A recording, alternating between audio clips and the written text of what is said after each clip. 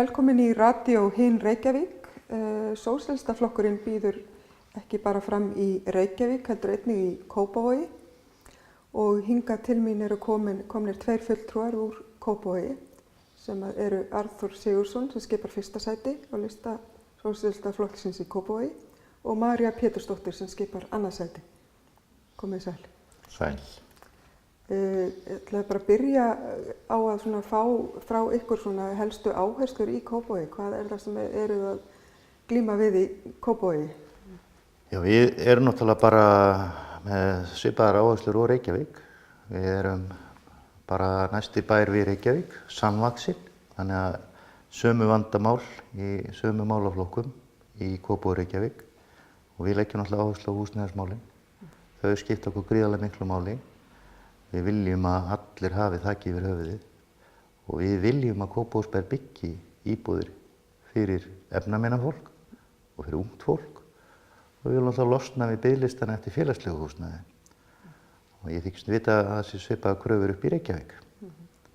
Já, hérna nú er til dæmis hvernig er staðan til dæmis í bið eftir félagslegu húsnæði í Kópavogi? Er það eitthvað öðruvísi en Reykjavík? Staðan í Kópavoginum er þannig núna, eða fyrir stuttu síðan að það voru 250 manns á biðlista eftir félagslegu húsnæði og sitjandi bæjarstjórn tæklaði þann biðlista þannig að þeir hækkuðu viðmiðin og skáru burtu 100 manns af þeim biðlista. Eftir sem áður var það fólk jafn húsnæðislaust og í sömu krísu. Þannig að þeir það er svolítið svívirðilegt hvernig þeir hafa tæklað þessi þennan félagslega biðlista og bara sorglegt. Það hefur verið alveg gríðarlega uppbygging undanfarin ár í Kópavoginum. Það hefur verið byggt svakalega mikið og þessi bær er náttúrulega stundum kallaður verktakabærinn. En það vantar alveg samt að það sé byggt fyrir efnaminna fólk. Það eru og byggt fyrir námsmenn og byggt fyrir gamla fólki. Það er allt bara á vegum verktaka og selt dýrum dómi. En hvernig er eins og með skólamálin og málefni barna? Já, það er náttúrulega, Kópavogsbær hefur lagt mikið í til þess tómstundir barna. Það er mikið af mannvirkjum til í Kópavogi og það eru öflug íþróttafélag í Kópavogi og náttúrulega skátar og alls kyns tómstundastarfsemi. En það geta því miður ekki allir notið allra þessara gæða og það er eiginlega kannski okkar krafa að það sé að menn geti notið þess að fara í þessu tómstundir sem boðið er upp á, að það sé ekki mismunað vegna tekna fjölskyldna. Og við leggjum bara áherslu á það fyrst og fremst að jafna svolítið stöðu barna gagnvart tómstundum.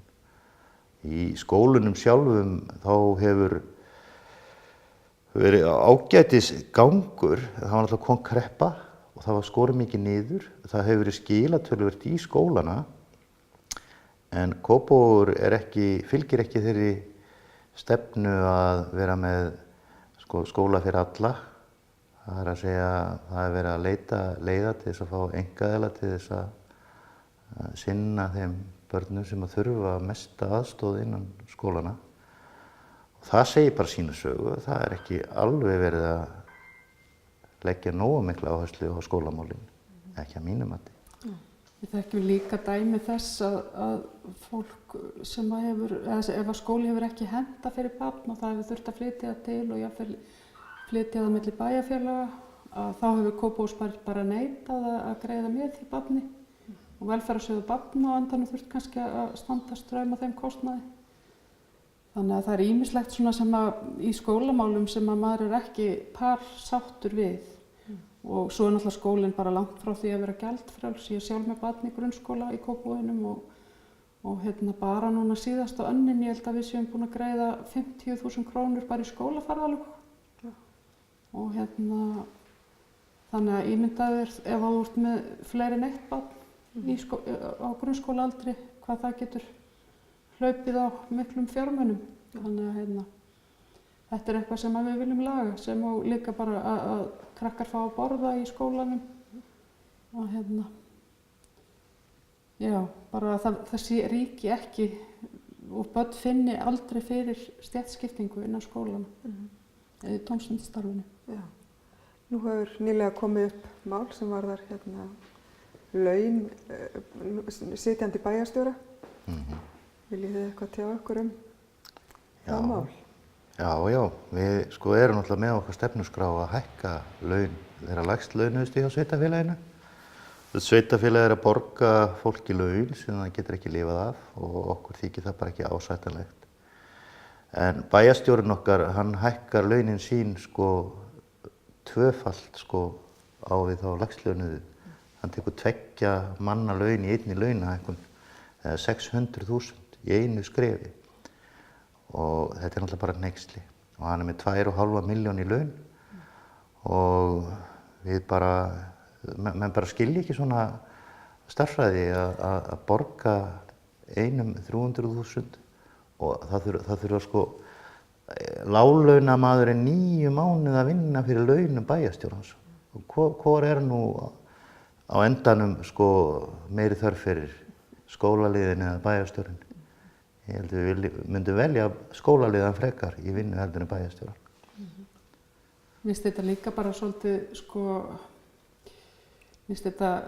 svona í takt við þá þróun sem hefur verið náttúrulega undanfarin ár á Íslandi að bæði formenn fyrirtækja eða forstjórar og náttúrulega fólk í stjórnsýslunni er að hækka í launum einhverjar 30–40% og er bara á einhverjum ofurlaunum og þetta hefur einhvern veginn, þetta er svona eins og, það hefur bara svona síðast inn í undirmeðvitundina á fólkinu að þetta sé einhvern veginn allt í lagi, það býr í þessu nýfrjálshyggju samfélagi og þetta er bara gúterað og svo er það í rauninni ekki kannski fyrir en við sósíalistar erum að rísa upp og benda á að þetta er bara frálegt sem að allt í einu fara fleiri að taka undir með okkur og það verður einhver umræðu með þessi mál.